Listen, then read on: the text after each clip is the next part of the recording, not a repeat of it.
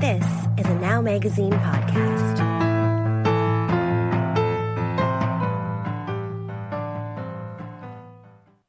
Hey, Toronto, and welcome to Now What?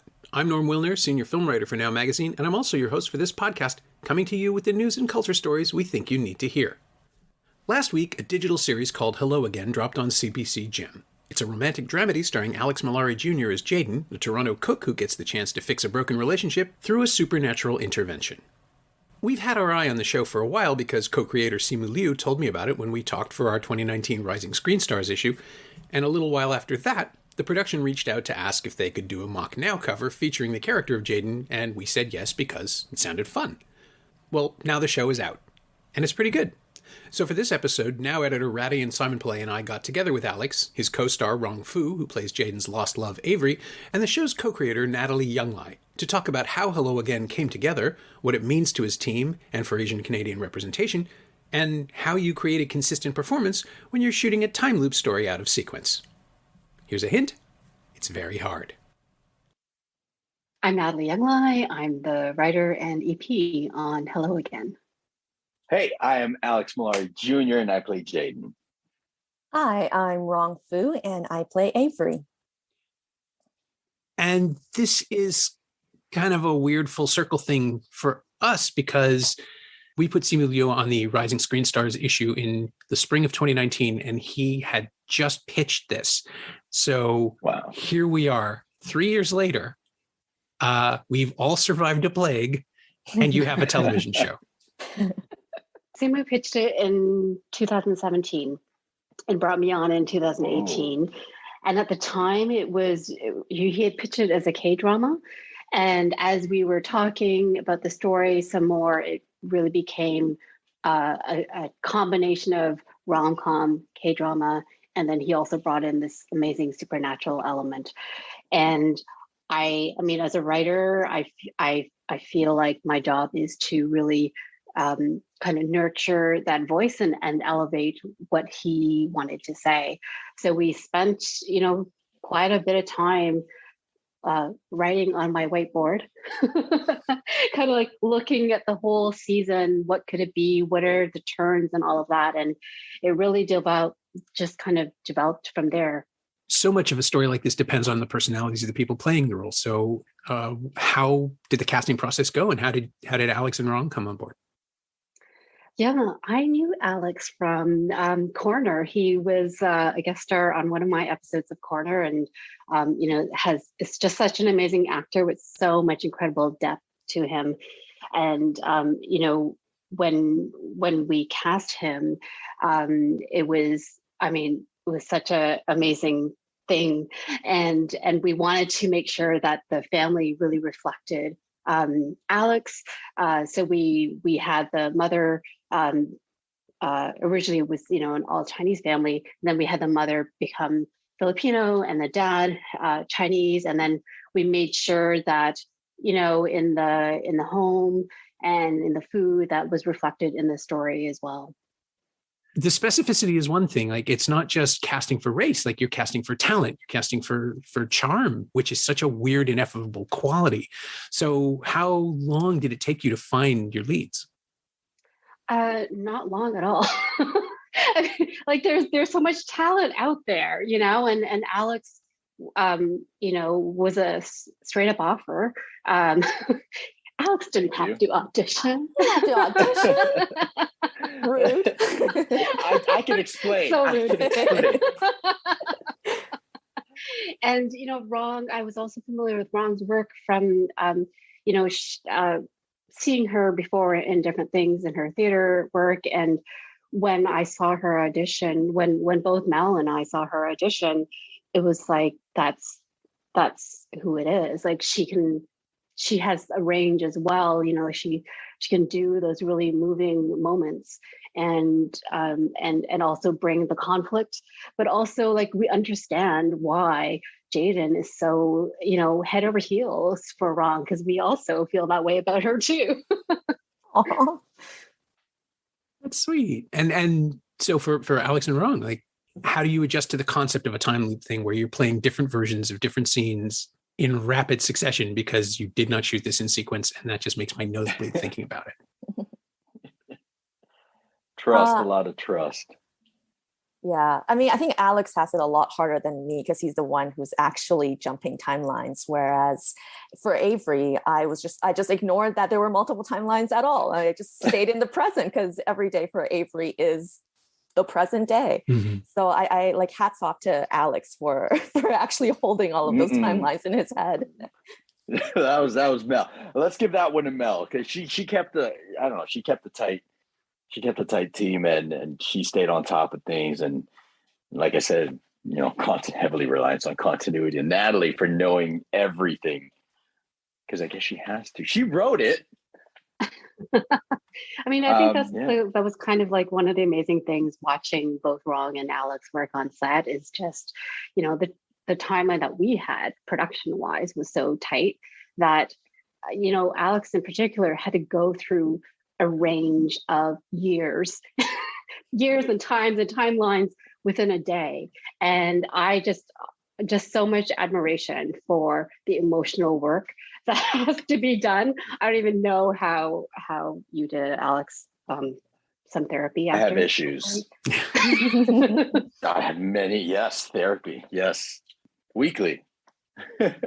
Can I hijack for this for a second and let's just play a little time loop game right now with Alex specifically? Oh boy, here we go. Let's go back in time, Alex, to when you were a student of Miss Bruno Effer. Wow. Wow. Remember that name? Bruno. Of course I do. Yeah. Yeah. So I got a message from Miss Bruno a few weeks ago. It was like, do you know Alex Mallari, who's in the Adam Project? Used to be a student of mine. Did you go to St. Thomas More? I went to St. Thomas More. My sister, I think, was in your grade, Pravina. I grew up at we grew up at Tuxedo Court, and we also went to Pope. Trouble. Sorry? Trouble. Tuxedo. Yes. Way to go, you made it. Yeah, exactly. But yeah, so like Miss Bruno Effers, like, watched you in Ginny and Georgia and Dark Places and Adam Project. She's singing your praises and stuff. So I mean, can you talk about like apparently you've always wanted to act, from what I'm hearing, like from going all the way back then? There was a point where I lost track of all that. So in the second grade, apparently I drew myself on a Hollywood set, and I was the villain. And then I lost touch of that whole situation. Really focused on Taekwondo and then basketball shortly after that, and I was just purely basketball. And anyways, after I booked the Adam Project, my mom comes up to me and she brings this notebook. I'm like, oh, Mom, what is this? And she opens up the page to me being a villain. She's like, you always wanted to do this, huh? I was like, oh my God. And I was just floored by that. And wow, that's making me emotional. Just thinking about how long my mom held on to that. Alex, everyone I went to school with in St. Thomas More didn't make it. So like you're the only kind of name, like, apart from like, a couple of my friends and stuff, like, like you're the only name I know that came out of that little school at Markham and Ellesmere and like hit it big. So like, representing that part of Scarborough, that corner of Scarborough. What part did you grow up? Like, were you around Morton, like Bendale stuff, or no? Over by Orton Park. Orton Park. Okay. You know the area. So I'm going to say Scarborough Golf Club, Ellesmere. Right. Yeah. Okay. Club Lawrence, in between there. Well, Shaw Clare made it out. Shaw Clare, but not Thomas More. A lot of Popers made it out. Steph Beard, a lot of Popers. But I'm saying specifically Thomas More. Yeah. So. Yeah. No. St. Thomas More. Yeah. No. They're good people. No, sorry, I wanted to it's like, so I'm just saying. So you're making Miss Bruno Effer proud and all of that. Yeah. Thank you. Yeah, no, it was that school had a big impact on me. I had a teacher named Mr. Lease who took me out of the fourth grade and put me in the senior basketball team. And that's where my confidence came from. I was like, wow, I could really do things. Mm-hmm. And then from there on, just being from our area, you just learn how to hustle. And you don't know how to stop, and you're just not scared of anything. You're not scared of rejection because you just face it every day. So it's just like, well, we just keep pushing forward. I don't know. That's all we know. So what's the worst is going to happen? It's only up from here. Exactly. Sorry, Norm. That's It's amazing. like we needed to. I demand to see a photo of you, Alex, as a child playing basketball. I want to see that picture. Oh man. Oh, I think it's up on my Instagram. I'll tag you on there. Yeah, basketball. Basketball was a big thing. There was a point where it was just like Steph Curry and I were the guys. And I remember I was just going ham at him because the only rumor was this kid's dad is on the Toronto Raptors. That's all I knew. And so we would go at each other. We'd just be like, yeah, we were just big rivals. But Okay, now wait, look at him. is this He's just like amazing. common knowledge that you were competing with Steph Curry growing up? Did you just drop that Absolutely in? not. It's like, is that, Yeah, So yeah. casually. No, man, his dad, he played for the Toronto 5-0.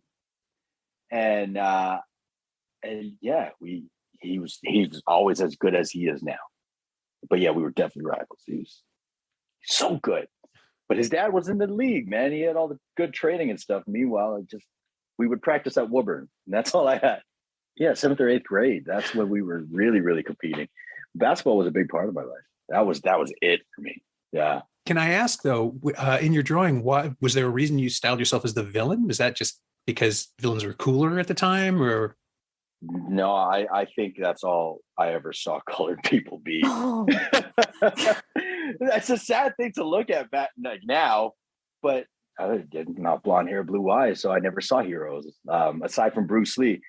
But I was having this conversation with someone. I was like, Bruce Lee, he more so pushed a Jeet Kune Do and a philosophy more than he did opportunities and opening doors for a wider audience of Asian audience or just Asian opportunities as a whole. We just said we had him as a star, and I still look up to him and all his philosophies.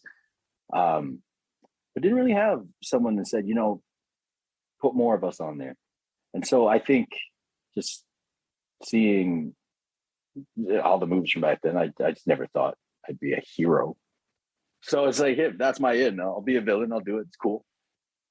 but you're also working with like two heroes too, right? Like, I mean, Simu and Natalie, like, let's talk about these two pillars right now. Cause like Simu being, Kim's Convenience, this guy is breaking a lot of ground and stuff. And then Natalie being the founder of BIPOC Film and TV. My first brush with her, by the way, is her calling me out for my own ignorance, right? Like when I only use white voices in a story. But like, you two coming into a story, I mean, were you aware of what these two have done? I mean, I'm sure you were aware of were you, you've already worked with Natalie on Coroner and stuff, right? But do you know how much effort she does in the background to create these kinds of opportunities before you can even get to this moment? I learned afterwards.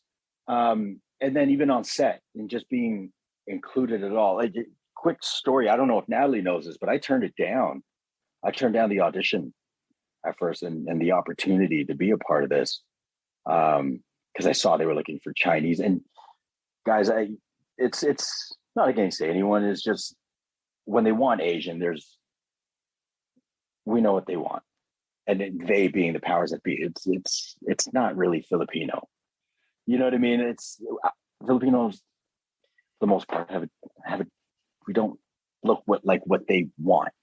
And so I turned it down. I was like, no, man, I'm not going to waste my time here because I'm not Chinese. So one, it's disrespectful to the Chinese culture who's trying to tell their story. And two, I'm just not the look what they're going for. And then my agent tells me that, they want you and they're going to change it up for you. And so I looked further into the people behind it, and inclusion was a big part.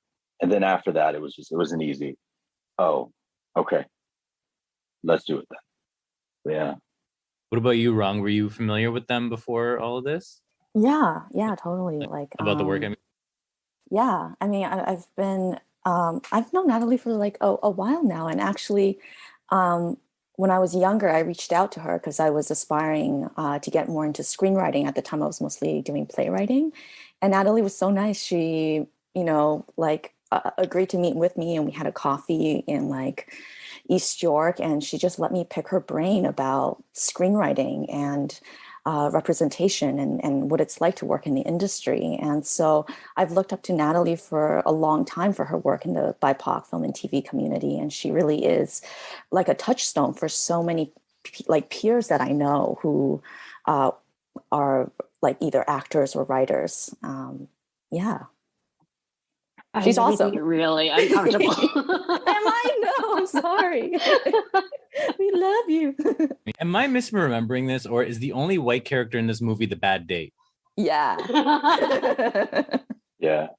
That's right. How do you get away with that? Asian girls with the white guy. I mean, it's a real stereotype. You go to British Columbia, go to Vancouver, you'll see it right away. Or Mississauga. You go to Mississauga, you'll see that right away. No, it is. I think it was a fair stereotype I think it's something that we all make fun of, and I think it's one of those jokes that lands on the even playing field, where we'll all allow that one.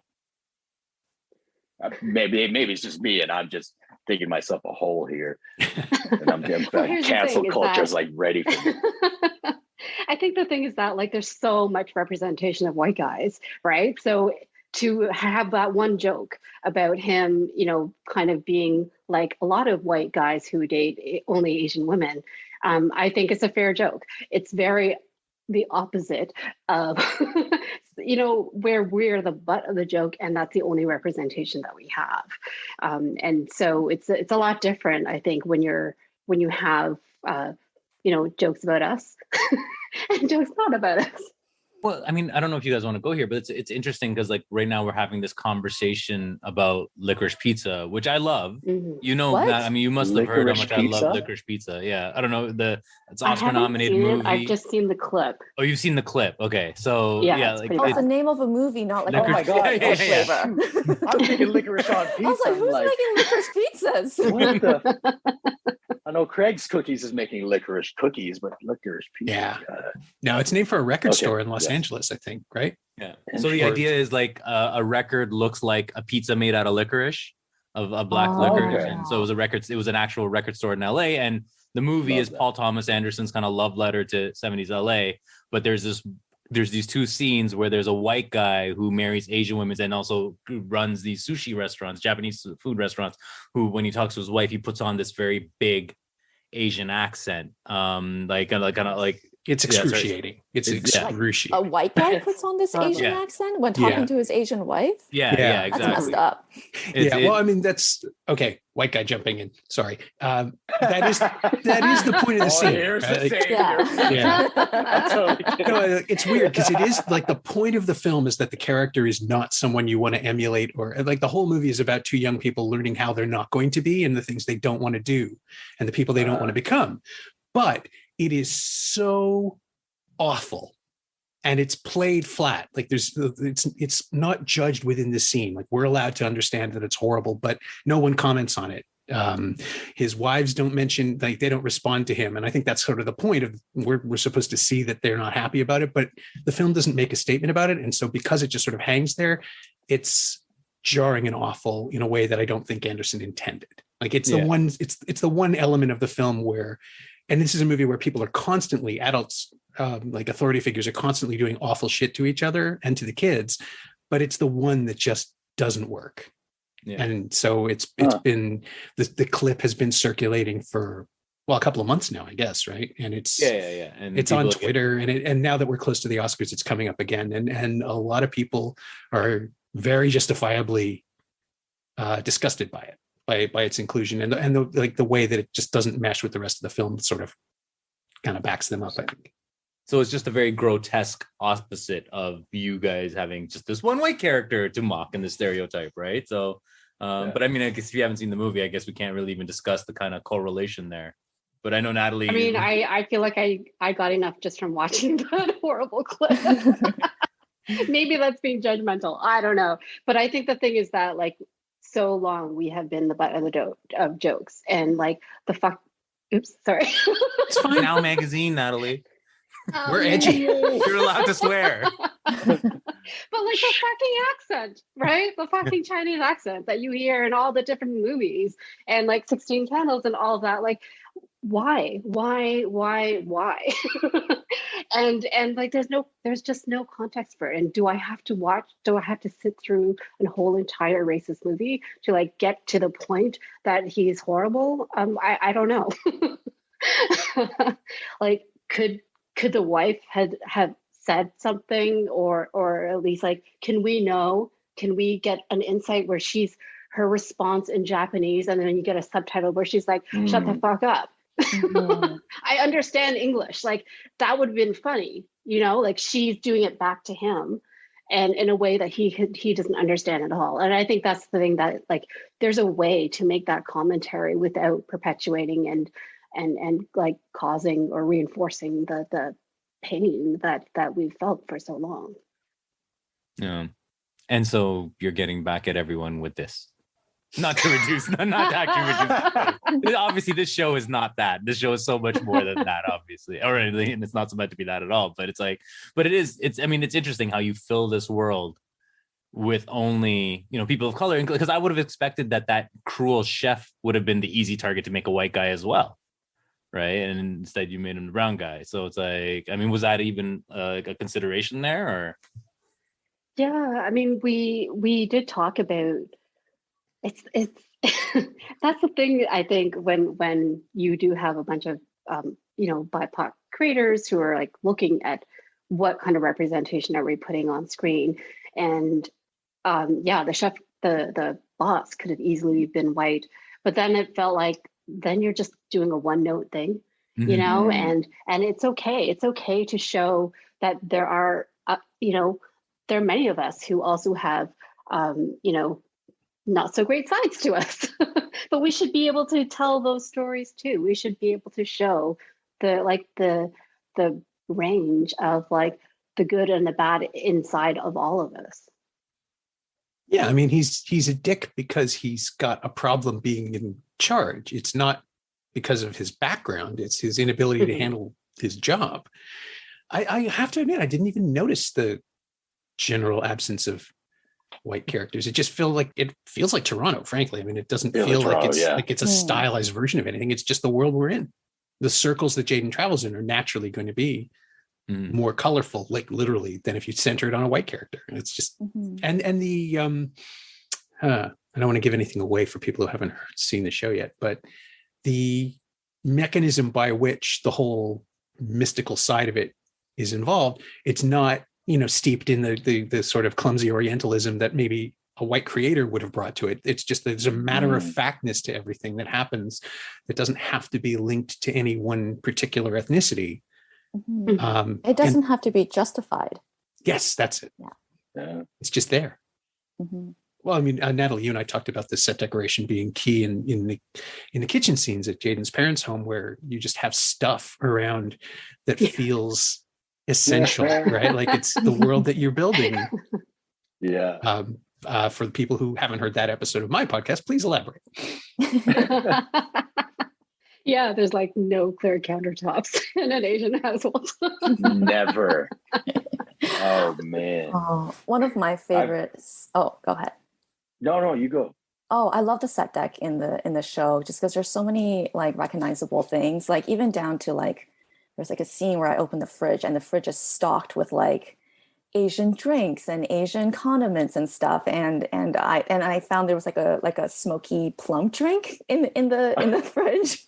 I was so tempted. I was like, I love this. Oh my God, I haven't had it in so long. So I just cracked it open, and every take I would just like take a small sip. But it was all of those like little props, those little elements just made it feel, it made it feel like home, and it made it feel like so comfortable. Yeah. That was one of the, like, even like talking about like this veering to something like Turning Red. We're having this kind of moment of like in Toronto where we're seeing these cultures finally represented, and Turning Red is a big one.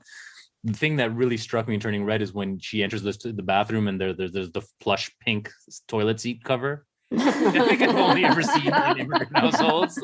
Alex, like when people would have on their toilet seats, it was literally like a carpet on their toilet seats and stuff. Oh, yeah. The little fuzzy. like Norm, have white people ever done this? Because I don't know. I mean, I can't speak for white people, but my grandmother, who is from Lithuania, I think, she had one. Okay. It's an Eastern European Jewish thing too. I don't know what it is, because it's just basically a horrific biological weapon by the time it's finished. But it's definitely a thing that people do. I think it's just something that isn't available at home, right? Like it's a fancy touch that you can bring to your new life. So I have no idea where it came from. Maybe there's a business that just suckers new immigrants and says, no, everyone has this. You have to get one too. Yeah, this is Canada. The seats are cold. That's fair. But it doesn't go on the seat. It goes on the top cover. Yeah. I just remember some of them are on the seats too. Some of them are on the seats. No, the really? seats. Yeah, it's really nasty. No. Oh, that's a horrifying idea. They're like it's like carpeted. No, it's like a big fluffy seat thing. Yeah, that's watch Turning Red. You'll see it there too. Like that's the thing. I'm like, whoa, wow. No, wait, that the plush vinyl. Yeah. Well, vinyl or no? Wait, it's like fun fur. It's like an artificial polyester fur kind of thing. Yeah, sometimes it's fur. Sometimes it's like a spongy thing, like a. Oh, okay. Natalie, wrong. You've seen this, right? In our friends' homes and stuff, and it was like it's been around, right? Yeah. Yeah. This is an aspect of the diaspora that I was not aware of. And I mean, and I also like in terms of like kind of the influences and inspirations and stuff. I mean, like I'm seeing in the synopsis, you guys are talking about KDrama, and I don't know what KDrama is, and I'd like to know how this falls into that. I like how you asked, like, prove it. What does that mean? Like, you can't just put shit in the promotional materials and not explain. K-drama is like, it's like long yearning looks, and like everything's like very dramatic and epic music, and everything is a big deal. Yeah, and there's a lot of like in terms of plot, there's always like an advancement and then a fall, and an advancement and a fall. And I feel like with all of the time jumps, and like every time that Alex's character Jaden makes a step forward, he falls right back again. So there's also like kind of that element where it just kind of keeps tugging you along. Yeah, and a kind of emotional saturation too, like where everything is amped up and heavy. Even the lighter moments are really big. In my very limited experience of it, but it's a sort of bright colors and big swooning moments and big emotions and big stakes all the time. Yeah. Let me ask you. Now, do you get what K-drama is? No. I know. I was like, so do you get it now? No. You gotta watch a couple. Because I think I need to like also just like, because it's like, I think of Korean drama and I'm thinking of Burning and Parasite and Old Boys and like, so I don't know, like, and I when I heard K-drama, like I assumed it had something to do with what's the music, K-pop and stuff, and I don't know if this is some in between or something, but yeah, like it's kind of as genre specific as K-pop. Right, like right. A K-drama can only be a K-drama as opposed to a different kind of like a comedy or a thriller. So the Bong Joon-ho's, like, they don't count, right? Like that's not what we're talking about here. Like we're talking about no, they exist outside. Those are movies that are different narrative form completely. Right. Yeah. It's like if Wong Kar-wai made soap operas. Here's the thing, though. This was obviously like considered a movie at some point, no? Like when it was originally pitched, was it meant to be a movie? Like you didn't imagine it as a series, right? Like how does this work? I think when Simu initially pitched it, he pitched it as a movie, and because it was CBC Gem who picked it up and put it into development, it became a series. So then we had to kind of rethink, like how do you tell the story in little 10-minute increments and still give people enough of a taste so that they keep watching. But the format of this story works so well to like in terms of doing that, right? Like I don't think because we see this often, right? Norm, we're seeing like a lot of like the streamers now, they take this movie concept that should have stayed a movie. Oh yeah. And they stretch it out. Whereas you guys are finding this way to like break this into it really actually works here to break it up. Thanks. Well, I think if it was a movie, we would have paced things out differently. That's the thing, is that like when it is compressed like that, you do have to get to the point of it within the first, episode 1. So, you have their entire relationship in like 2 minutes. But it's a different kind of shorthand that works for episodic, right? Because the trick is to just keep people leaning forward when the episode ends. And the act breaks, or not even the act breaks, but just the way that scenes end can create their own kind of momentum. Yeah, for sure. Network TV has its own built-in structures and expectations, right? From act break to act break. And here it's just a faster paced version of that. I kind of just kept wanting to hit next episode over and over again, although I was watching it on Vimeo, so I should probably cut that part. Well, that's what we hope everyone wants to do when they're watching it. Well, so talk to me about the idea of broaching opportunity within the narrative, right? Because I mean, like the idea of him being in this kitchen and hitting up against a ceiling in there. I mean, I'm sorry, it's hard for me to separate that from the conversations we've been having over the last couple of years and stuff, right? And the conversations that keep continuing to have. And I mean, was that an element of the story that came out of the story itself, or was that a way for you to kind of comment on what's going on outside within the story?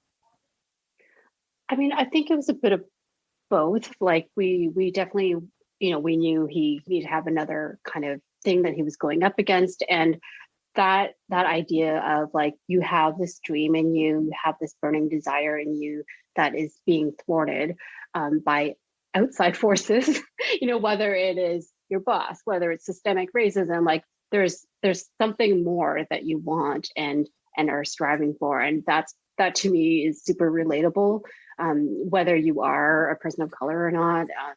And I think just the idea of like being stuck in life or feeling like you're stuck, and then you're like replaying that loop over and over again. Like, how do you get out of that without the magic? So you turned the Groundhog's Day format into the struggle of BIPOC people everywhere who cannot break the cycle of oppression. That's the new synopsis. That's okay. It does work. As a metaphor, it's pretty solid. And on that note. Well, I guess the follow-on question from that is, what do you do for an encore? Like, where do you, if this story is finished and it's a closed box, how do you build on it? Is there something else? Is there another story that's suggested by the experience of making this? Is there a new direction you want to take your own work? Rong, you're a part of the next Star Trek series, which is going to be a great big splashy thing to be doing. The Star Trek shows are gargantuan machines. Yeah. How does that go? I think it's a lot of learning.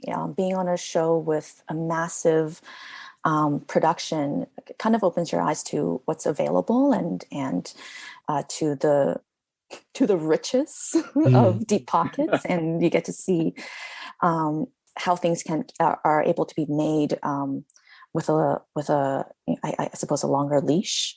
And then coming to this show, what was magical about it was we didn't have a lot of time, and we had to shoot everything very quickly. And what's beautiful about that is that, people rise up and really show their ingenuity, like coming on the fly. Like Melanie Chung, our director, was so incredible in on the fly coming up with solutions when we encountered issues with traffic or weather that we didn't plan. And it's like a thing where like, we have to shoot these scenes today. It doesn't matter if we're getting rained on. We don't have another day to shoot it. So, I mean, I value both experiences equally. On one hand, having the whole shebang, and on the other, like Hello Again, where, it really felt like a passion project. Like everyone who was working on the show were working like 10 times as hard and coming up with creative solutions. And it was, I'd say equally, if not more, inspiring. And Alex, what's next after this? What have you learned about your own interests from being the lead in a time loop romantic drama comedy? Where do you want to go next? I want to keep doing comedy. There's definitely that. But what I took from Hello Again, and that experience on that set was,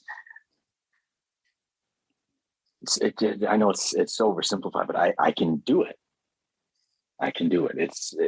Because after that I had to shoot Code 8 Part 2, and I'm filming across from Robbie and Stephen Amell, and this Stephen Amell really, really brought the intensity. And Jeff Chan, our director, was like, listen, he is bringing in a presence that I've never seen in him before.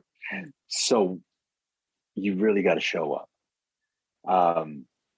And after that experience with Hello Again, I kind of brought that on-set family that we had with me, and just always thought about them, and always thought about Hello Again. Like, I did just fine. I can carry it. I know what I'm doing, and I'm capable. And because I was presented that opportunity,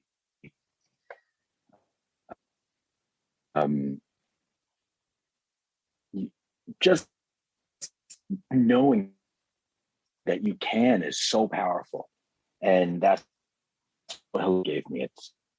That's what I took from it. And Natalie, what can you use, or not what can you use, but what will you use from this one? Yeah, I mean, I think it just astounded me what the entire team was able to accomplish in very little time.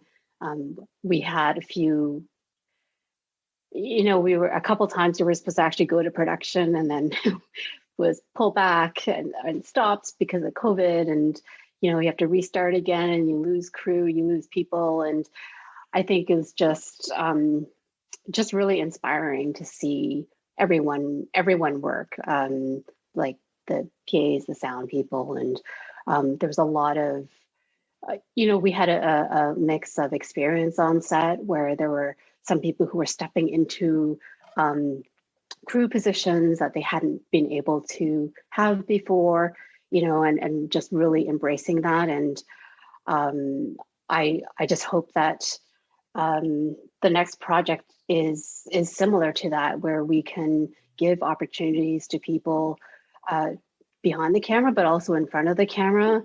Like I would just love to, and I feel like it's going to happen, but like Alex and Rong are such amazing actors, and I want to see more opportunities for them to shine the way that and for people to see, the amount of talent that we have here as well.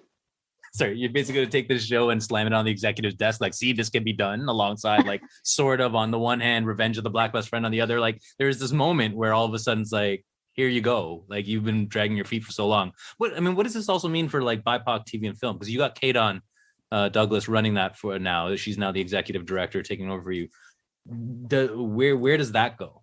Are you returning to that in any function at some point, or how does that work?